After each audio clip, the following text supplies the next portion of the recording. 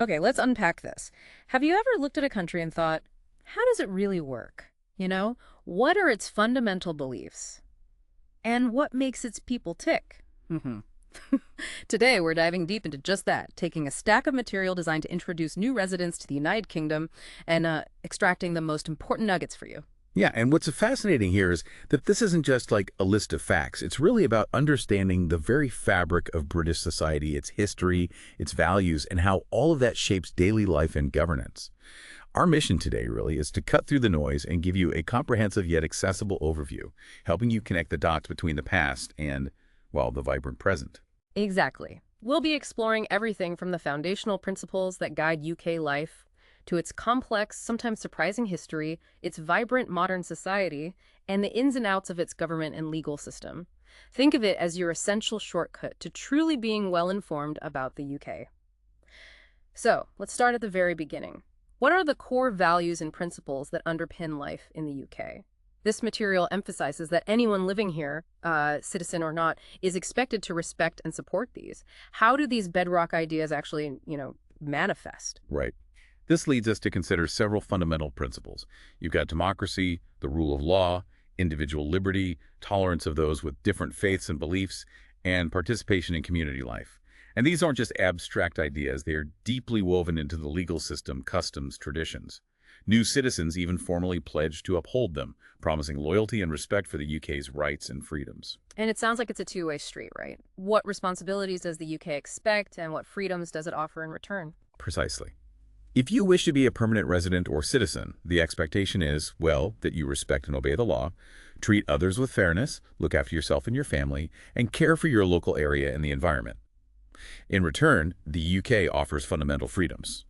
Freedom of belief and religion, freedom of speech, freedom from unfair discrimination, the right to a fair trial, and the right to participate in the election of a government. If we connect this to the bigger picture, these values and reciprocal responsibilities are integral to the UK's identity. They form the social contract, if you will. Right.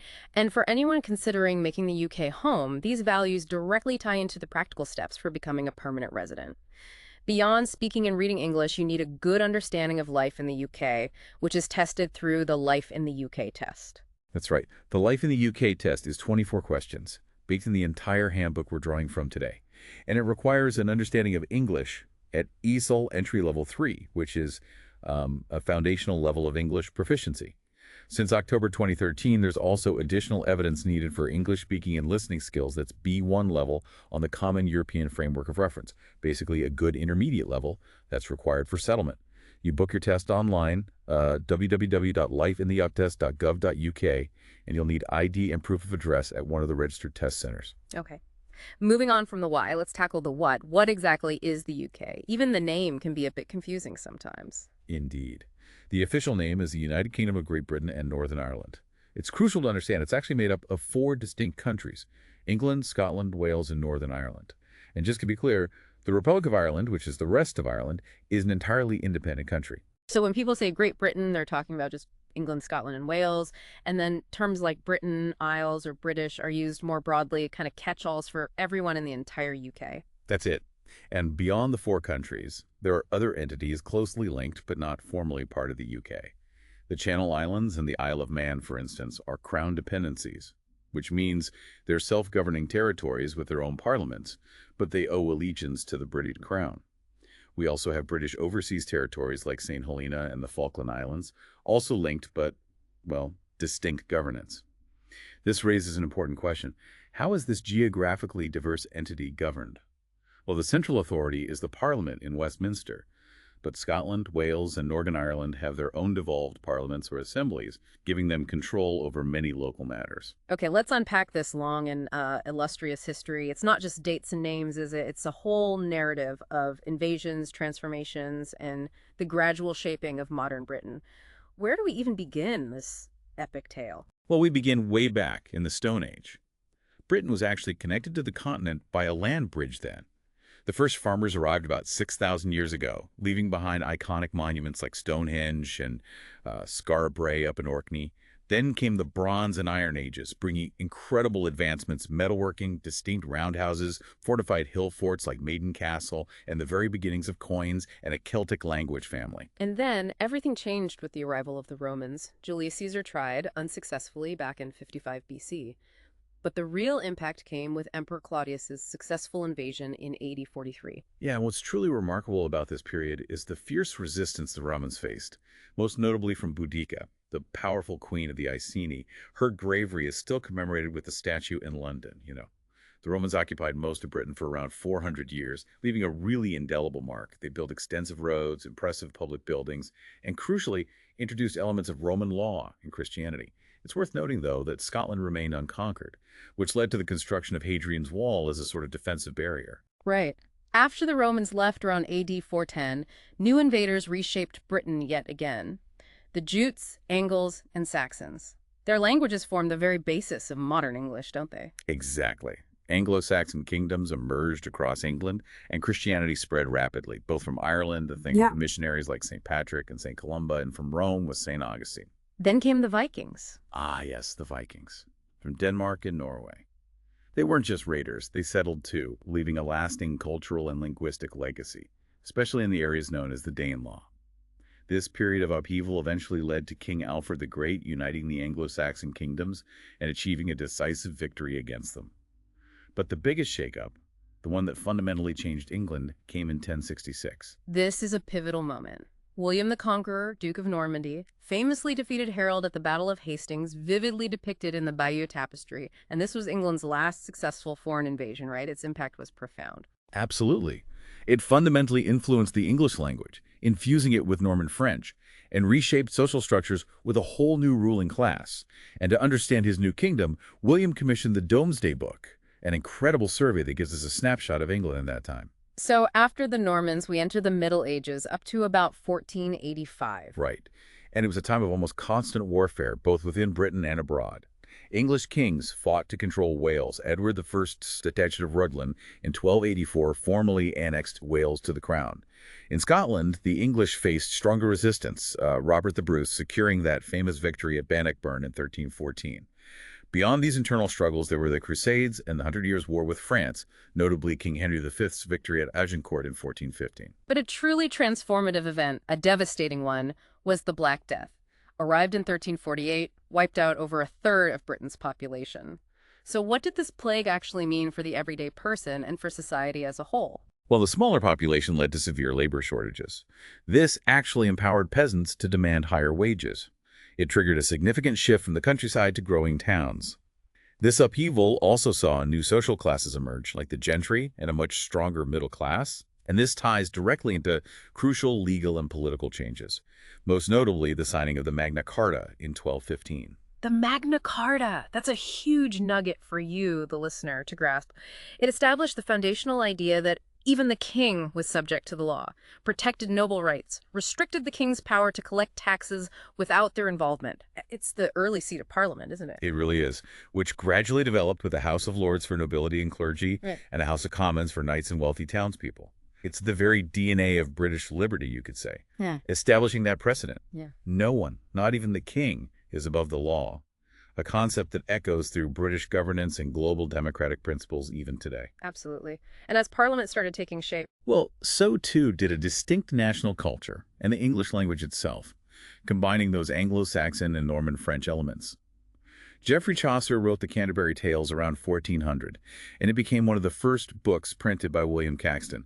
Up in Scotland, Gaelic and Scots language also developed, with poets like John Barber writing in Scots. and we can't forget the Wars of the Roses, a brutal civil war, 1455 to 1485. Houses of Lancaster versus York, Red Rose, White Rose. Exactly, battling for the throne.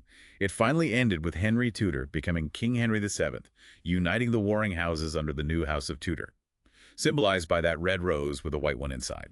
So Henry VII started the Tudor dynasty, and his son, Henry VIII, well, he changed England forever.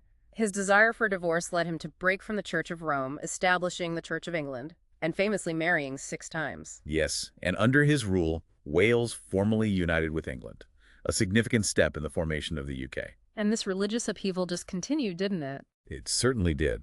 His daughter, Queen Mary, known as Bloody Mary, fiercely persecuted Protestants.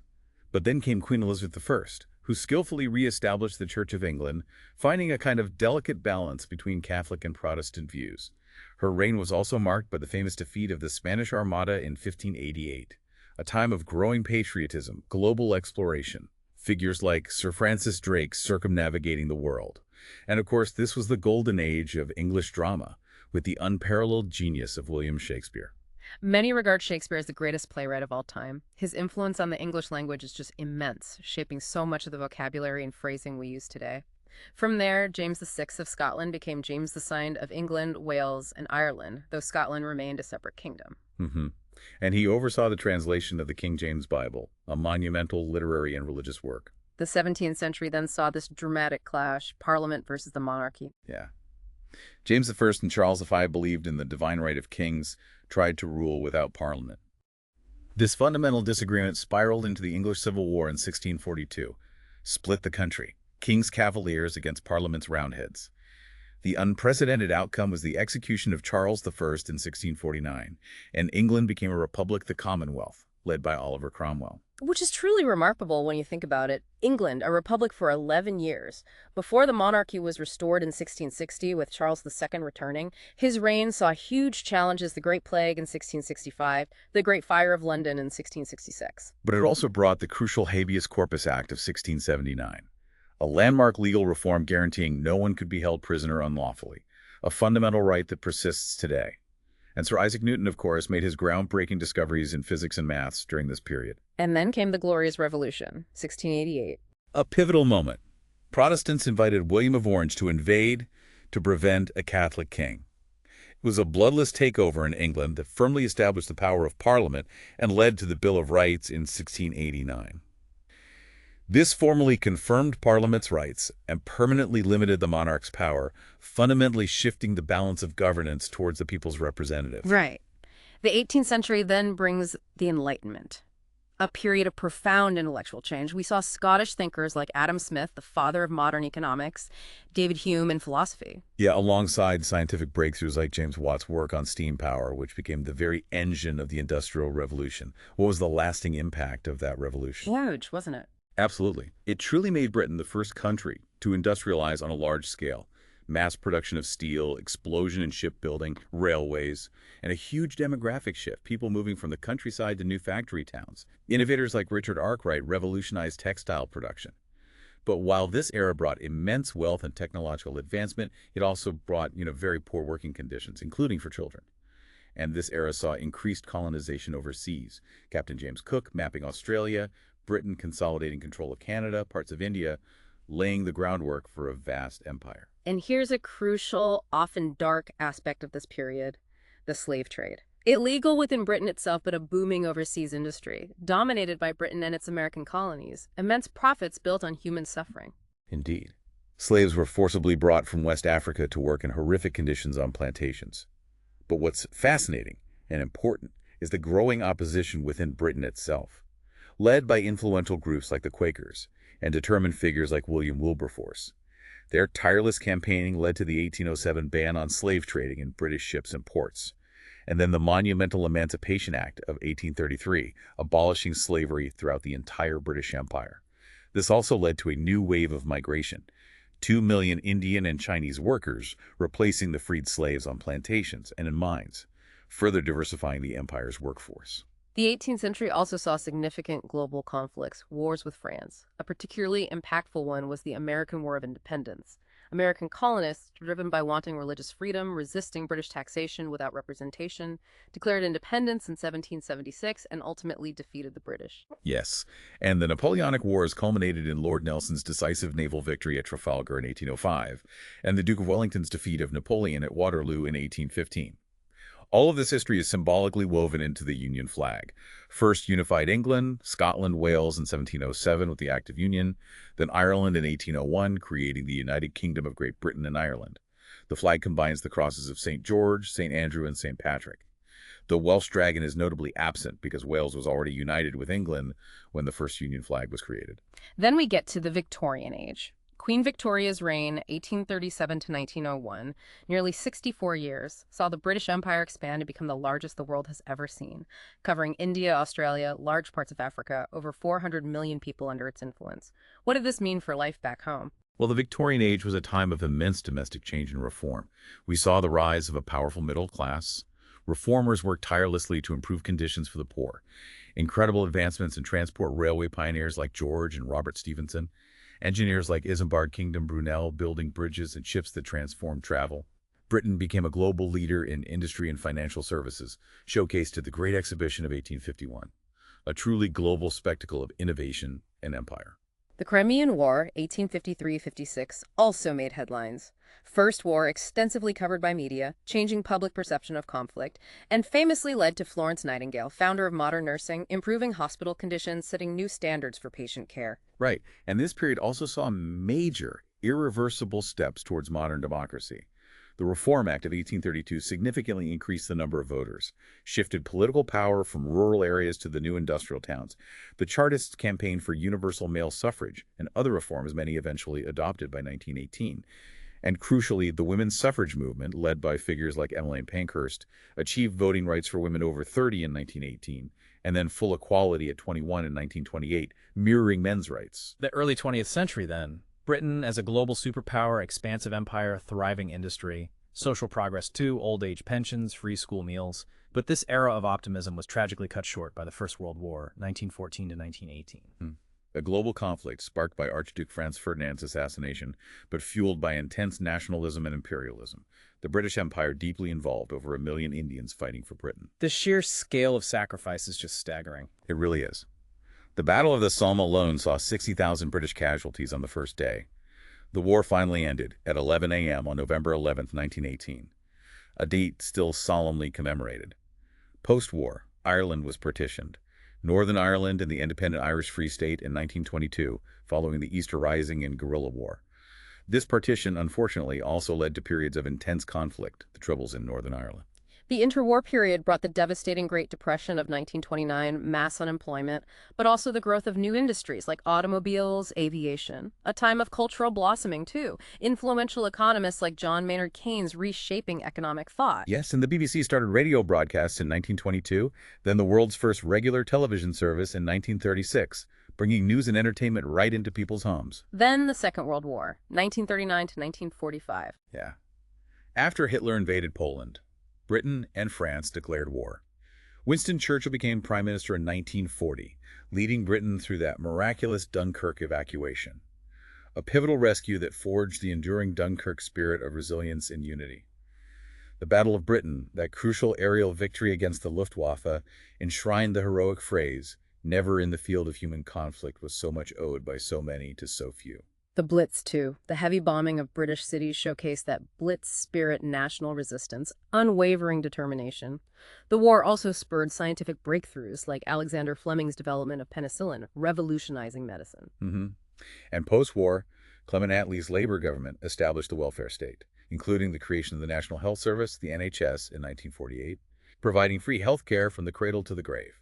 The 1944 Education Act also introduced free secondary education. This was a massive transformative change for you, the individual citizen, creating a safety net, opportunities for all. Definitely. The 1950s saw economic recovery and the crucial process of decolonization. Countries like India, Pakistan gaining independence in 1947, marking the beginning of the end of the British Empire. Post-war labor shortages led to significant immigration from Ireland, Europe, the West Indies, India, Pakistan, profoundly shaping Britain's diversity and multicultural identity. Then the 1960s, the swinging 60s, major social change. Absolutely. An explosion in fashion, cinema, pop music, the Beatles, the Rolling Stones conquering the world, liberalized laws on divorce, abortion, significant improvements in women's workplace rights, also the era of groundbreaking tech like Concorde and the Harrier jump jet. And speaking of innovation, Britain really gave the world some incredible inventions in the 20th century. Television, radar, the Turing machine foundational to computer science, insulin, the structure of DNA, the jet engine, hovercraft, the ATM, IVF, cloning with Dolly the sheep, the MRI scanner. And of course the World Wide Web, invented by Sir Tim Berners-Lee. What's truly remarkable about these British innovations isn't just their individual brilliance, but how they collectively transformed daily life globally. communication, healthcare, really embodying that spirit of British ingenuity. Right. The 1970s brought economic problems, widespread strikes, serious unrest in Northern Ireland, leading to direct rule from the UK government. Yet, even amidst this, figures like Mary Peters, an Olympic athlete from Northern Ireland, worked to promote sport and tourism there. Then, Margaret Thatcher became the UK's first woman prime minister in 1979, longest serving of the 20th century. Implemented significant economic reforms, privatization, deregulation, dramatically reshaping the British economy. She also led Britain during the Falklands War in 1982. And Roald Dahl, the beloved author, was active and influential during this period, too. Following Thatcher, John Major helped establish the Northern Ireland peace process, paving the way for a more stable future. Tony Blair's Labour government in 1997 introduced devolved parliaments in Scotland and assemblies in Wales in 1999, and the landmark Good Friday Agreement in 1998 for Northern Ireland. That process, devolution, gives these regions significant control over local public services like education, health, while key areas like defense remain under central UK control. Right. British forces were also involved in conflicts in Kuwait, Yugoslavia, Afghanistan, and Iraq during this time. And the political landscape just kept evolving. It did, a coalition government from 2010 to 2015, followed by conservative governments until 2024, seeing multiple prime ministers. And significant events like the 2016 EU membership referendum, Brexit, which officially took place on January 31st, 2020. Most recently, the Labour Party, led by Keir Starmer, won the 2024 general election and formed the government, another shift in the UK's political journey. So what does this long, rich, sometimes turbulent history mean for the UK today? It's a truly diverse, multinational, multiracial society. Nearly 10% of the population has a parent or grandparent born outside the UK, a testament to centuries of migration and cultural exchange. Yes, and the population has grown rapidly, reaching an estimated 67.6 million in 2022, largely due to migration and increased life expectancy. England makes up about 84% of the total population. And this is an important point for you, the listener, to understand. The UK legally requires equal treatment regardless of age, disability, sex, race, religion, sexuality, or marital status. This commitment to equality is really a cornerstone of modern British society. Culturally, the UK's heritage is incredibly rich. Music, theater, classical music remains popular. Composers like Purcell, Handel, Elgar. His Land of Hope and Glory is a staple at the last night of the proms. But what truly stands out globally is British pop music, isn't it? The Beatles, Rolling Stones, punk, boy bands, massive global impact since the 60s, shaping popular culture worldwide. Definitely. And theater thrives, particularly in London's West End, home to the longest-running play, Agatha Christie's The Mousetrap. We also have unique traditions like the pantomime at Christmas and world-renowned festivals like the Edinburgh Festival Fringe. In art, from portrait painters like Thomas Gainsborough to modern artists like David Hockney, significant architectural styles, medieval cathedrals to Christopher Wren's St. Paul's, modern architects like Sir Norman Foster.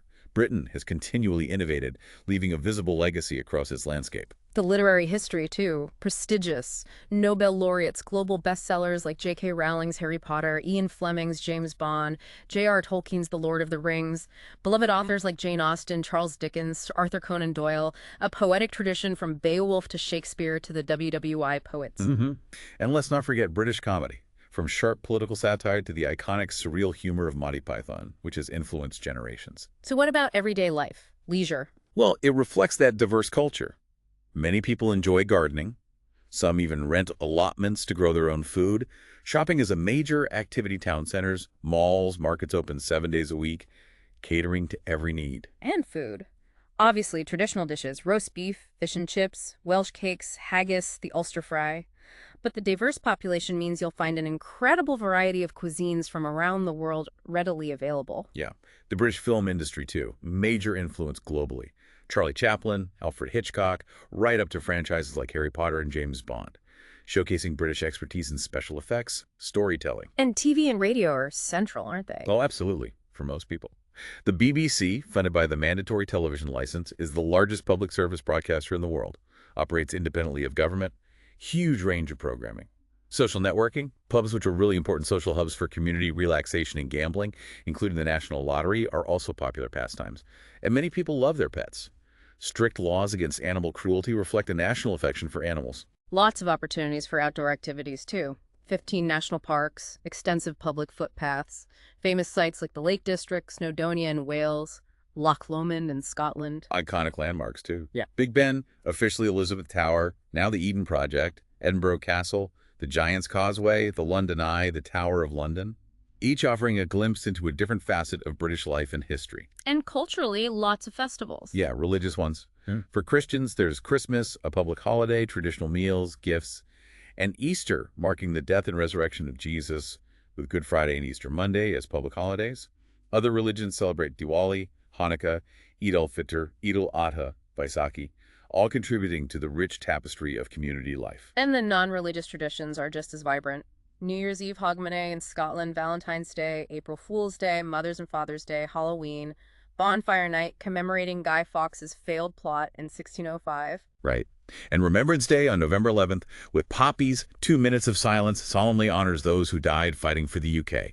And of course, the patron saints' days, St. George for England, St. Andrew for Scotland, St. David for Wales, St. Patrick for Northern Ireland, important cultural markers celebrated with parades and festivities. Sport, too, plays a huge part. Oh, massive. Many popular games originated here. Cricket, football, lawn tennis, golf, rugby. The UK has hosted the Olympics 3 times, most recently 2012, and it's where the Paralympics were pioneered by Dr. Sir Ludwig Guttmann, a strong commitment to inclusive sports. And what truly stands out here is the incredible roster of legendary British sports figures. Sir Roger Bannister, first sub-4-minute mile. Sir Jackie Stewart in F1. Bobby Moore, 1966 World Cup captain. Sir Ian Botham, cricket legend. Sir Steve Redgrave, 5 Olympic rowing golds. Dame Kelly Holmes running, Sir Chris Hoy cycling, Mo Farah distance runner, Jessica Ennis heptathlon, Andy Murray tennis, the list goes on. Football is undoubtedly the UK's most popular sport. The English Premier League attracts huge international audiences. England winning the World Cup in 1966 is still a massive cultural moment. And rugby, horse racing, golf, tennis. Wimbledon is the oldest, arguably most prestigious tournament, all hugely popular, deeply embedded in the national psyche. Okay, let's pivot now. How the UK is governed, and crucially, your role within it. The journey to democracy, as we've heard, was long. Limited voting rights in the 19th century, the Chartists campaigning for universal male suffrage, most demands met by 1918. Women gaining voting rights in 1918, fully in 1928, voting age lowered to 18 in 1969. So what does this gradual expansion of rights mean for you as a resident or citizen today? Well, this leads us to consider, what exactly governs the UK? The British Constitution is unwritten, meaning it's not contained in a single document like in many other countries. Instead, it's evolved over hundreds of years. Laws, conventions, judicial decisions, its main institutions, the monarchy, parliament, the prime minister, the cabinet, the judiciary, the police, the civil service, local government, and those devolved governments. So the UK is a constitutional monarchy. The monarch is head of state, but doesn't rule the country. Exactly. Largely ceremonial roles opening parliament, representing the UK globally, provides a sense of historical continuity, stability. Queen Elizabeth II reigned for an incredible 70 years until 2022. King Charles III is the current sovereign. Parliament, then, central to democracy. Absolutely. The House of Commons, with its democratically elected members of Parliament, MPs, is the more powerful chamber. It's responsible for creating laws, scrutinizing the government's actions, debating national issues. The House of Lords, whose members, peers, aren't elected, acts as a revising chamber. It checks laws, holds the government accountable, brings specialist expertise to debates. And the debates in the Commons are chaired by the neutral speaker, ensuring rules are followed and the opposition gets time to challenge the government. General elections for MPs are held at least every 5 years, using the first-past-the-post system. Which means the candidate with the most votes in each local area wins, even if they don't have an overall majority. And you, as an adult citizen of the UK, Commonwealth, or Irish Republic residing in the UK, have the right to vote in all public elections. EU citizens can vote in all except general elections. And to vote, you must be on the electoral register, updated yearly. You vote at polling stations, or you can register for a postal ballot.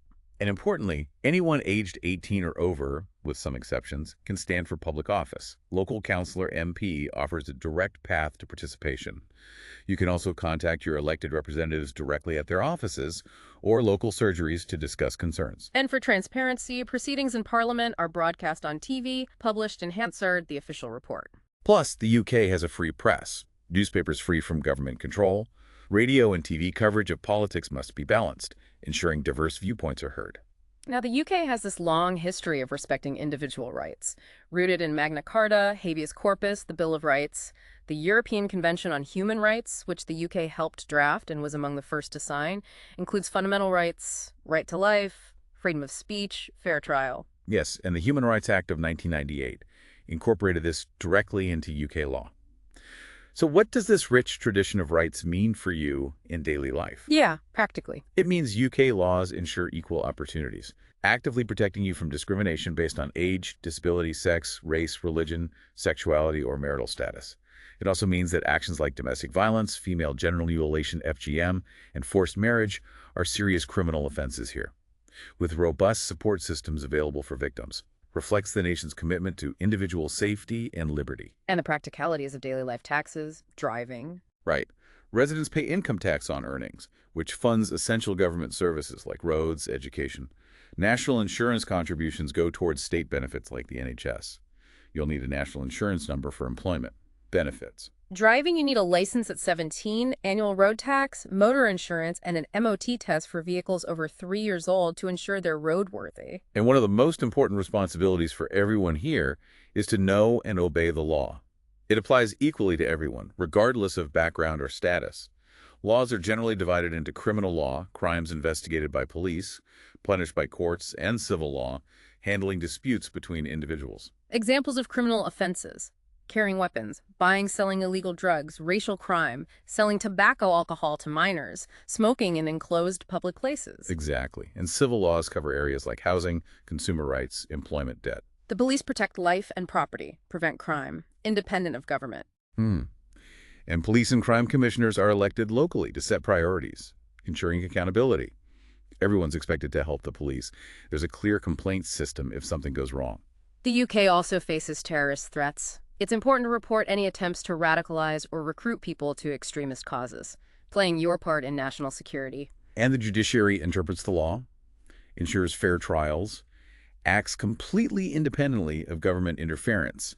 Criminal courts include magistrates or justice of the peace courts for minor cases, crown courts or sheriff courts for serious offenses where a jury decides the verdict. Yeah. That's 12 people in England, Wales, Northern Ireland, 15 in Scotland. Youth courts handle cases for those aged 10 to 17. Right. And civil courts, like county courts, handle disputes such as personal injury or divorce. There's a streamlined small claims procedure for minor disputes, too. Solicitors provide legal advice, and it's crucial to understand their fees up front. Okay, the government structure itself. The Prime Minister leads the party in power, appoints the Cabinet Chancellor, Home Secretary, Foreign Secretary, who make key policy decisions. And the opposition party, led by the leader of the opposition, plays that crucial role of scrutinizing the government, proposing alternative policies, often through a shadow cabinet. Major political parties include the Conservative, Labour, and Liberal Democrat parties, plus regional parties. And pressure groups, lobby groups like Greenpeace or Liberty also influence policy by advocating for specific causes. Civil servants support the government, chosen on merit, politically neutral, ensuring continuity regardless of who's in power. Local government is run by democratically elected councils, providing services funded by central and local taxes. And what's fascinating here is how power has been distributed through devolution. Since 1997, Scotland, Wales, Northern Ireland have their own parliaments or assemblies, giving them significant control over public services like education, health, though defense, foreign affairs, immigration, taxation, social security remain under central UK control. Finally, let's talk about your dynamic role in the community. Becoming a British citizen or settling in the UK comes with both responsibilities and incredible opportunities. This material strongly emphasizes shared values: obeying the law, respecting others' rights, fairness, personal responsibility, helping family, caring for the environment, valuing equality, working, helping others, and of course, exercising your right to vote. And there are countless positive ways to get involved, contribute to your community. Beyond simply being a good neighbor, you might be called for jury service, a fundamental civic duty. You can volunteer at schools, support activities, even become a school governor. Joining political parties lets you help with canvassing, even stand for office. Opportunities also exist to volunteer with local services like hospitals or police as special constables or magistrates, for example. And consider vital acts like blood and organ donation, or volunteering for the thousands of charities working tirelessly to improve lives, protect animals, preserve the environment. And beyond direct involvement, simply looking after the environment, recycling, shopping locally, using public transport are all great ways to support your community and the wider UK. It's about building a better shared future, really. So what does this all mean? We've journeyed through the core values that define the UK, its fascinating, complex history Stone Age to modern political shifts, the vibrant tapestry of its society and culture, and the intricate workings of its government and legal system. It's truly been a deep dive into what makes the United Kingdom, well, the United Kingdom. Yeah, and if we connect this to the bigger picture, understanding these elements allows you to see the ongoing evolution of a nation built on a foundation of historical change and incredibly diverse contributions. It raises an important question for you listening. How do the values and principles established centuries ago continue to resonate? How do they shape the challenges and opportunities of the UK today as it navigates a constantly changing world? We hope this deep dive has offered you not just facts, but a richer understanding and maybe some genuine aha moments about the UK. The beauty of a society like this is its constant evolution, built on these foundational elements we've unpacked today. What stands out to you after this journey? What part of the UK's incredible ongoing story are you curious to explore further?